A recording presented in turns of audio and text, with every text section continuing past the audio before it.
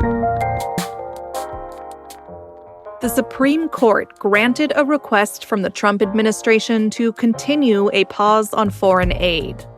That's where we're starting the 7 from the Washington Post. I'm Hannah Jewell. It's Thursday, February 27th. Let's get you caught up with today's 7 stories.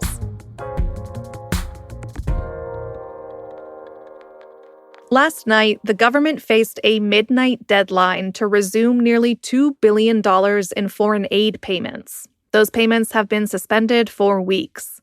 But late yesterday, the Supreme Court's Chief Justice John Roberts granted a request from the administration to extend that deadline. President Donald Trump halted aid to organizations who work in impoverished parts of the world last month. That left millions of people at risk of hunger and illness and thousands of employees at the U.S. Agency for International Development without jobs.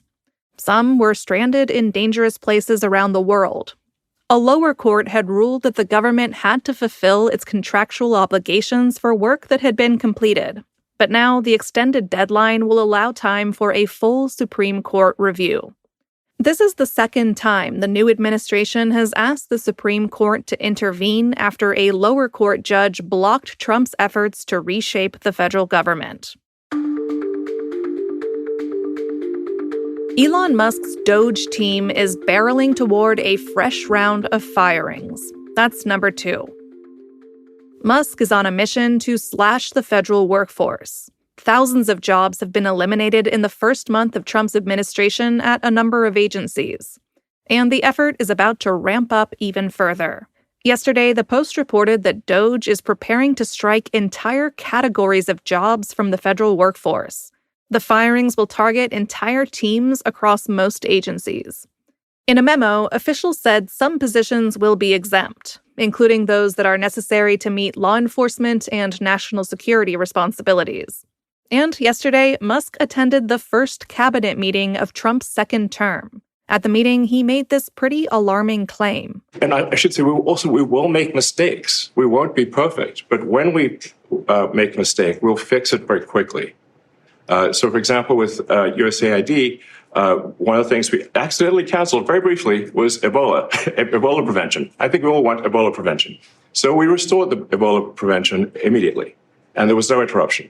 Current and former USAID officials say that isn't true. They say the agency's Ebola prevention efforts have been largely halted since Musk and his Doge allies moved last month to freeze its outgoing payments.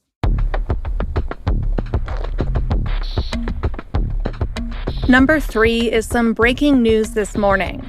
Actor Gene Hackman and his wife were found dead in their Santa Fe home. Hackman was 95 and a 2-time Oscar winner. Early this morning, the Santa Fe County Sheriff's Office said he was discovered alongside his wife, Betsy Arakawa, and their dog. Arakawa was 64.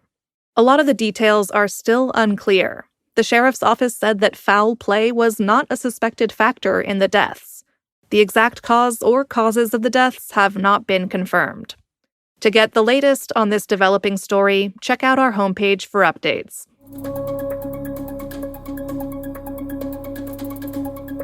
Number 4. A child in Texas died in a growing measles outbreak. The death of a school-aged child is the first confirmed fatality in the worst measles outbreak in Texas in 3 decades. And it's the first known death from measles in the U.S. since 2015. There have been 124 reported cases in Texas since late last month. Nearly 80% of those sickened are children. Measles was once considered eliminated in the U.S., but outbreaks have been increasing amid declining vaccination rates. The child who died was not vaccinated against measles. Health and Human Services Secretary Robert F. Kennedy Jr. was asked about the death yesterday at a cabinet meeting. We're watching it, and there are about 20 people hospitalized, mainly for quarantine. We're watching it. We put out a post on it yesterday, and we're going to continue to follow it. Incidentally, there have been 4 measles outbreaks this year. In this country last year, there were 16. So it's not unusual. We have measles outbreaks every year. Those comments frustrated public health officials who said Kennedy was downplaying the seriousness and scale of the outbreak. Kennedy is an anti-vaccine activist.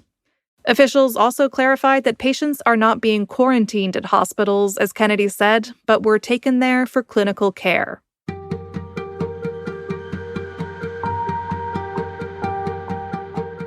The effort to extend the Gaza ceasefire is hitting a serious roadblock. That's our fifth story. Over the past 6 weeks, the first phase of the ceasefire agreement between Israel and Hamas has survived multiple disputes and fraught moments. Yesterday, Hamas returned the bodies of 4 more hostages to Israel, and Israel released hundreds of Palestinian detainees. It was the final swap under the terms of the first phase of the ceasefire. That phase is set to expire on Saturday. And Israel and Hamas, along with American and Arab government mediators, appear to be far from reaching an agreement on the second phase. That phase would involve the release of all living Israeli hostages still held by Hamas, Israel's withdrawal from Gaza, and a permanent end to the war. But Israeli Prime Minister Benjamin Netanyahu is demanding that Hamas fully disarm and leave Gaza. That's a non-starter for Hamas.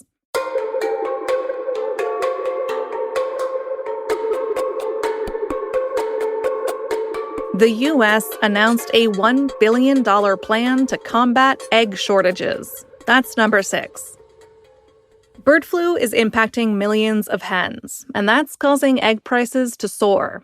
So yesterday, the Agriculture Department laid out its plans to bring prices back down. The plan includes biosecurity upgrades to combat bird flu and purchasing millions of eggs from other countries. The plan comes less than a month after the price of eggs hit an all-time high. In January, the average price for large grade A eggs in cities reached $4.95 per dozen.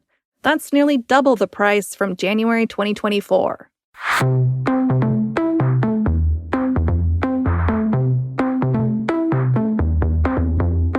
Number 7 today might be good news for people who want their pets to live forever. An anti-aging pill for dogs is one step closer to approval. Yesterday, the San Francisco-based biotech startup Loyal announced that its pill for dogs had passed a big regulatory hurdle.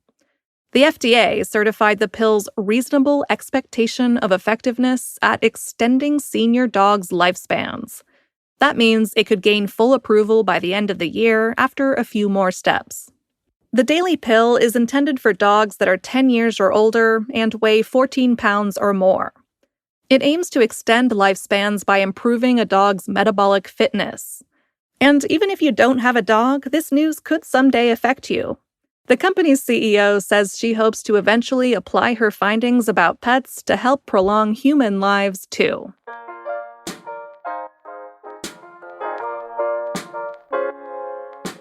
One note before we go.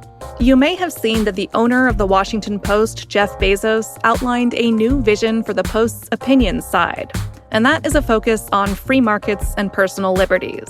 As for the 7 and Post reports, these are produced from our news side. It feels important to underline that our newsroom remains dedicated to independent reporting and fact-based journalism. For 138 years, the Washington Post has been committed to holding power to account. And that's what you can continue to expect right here. As always, thank you for listening. I'm Hannah Jewell. I'll be off tomorrow, but the rest of the team will meet you back here then.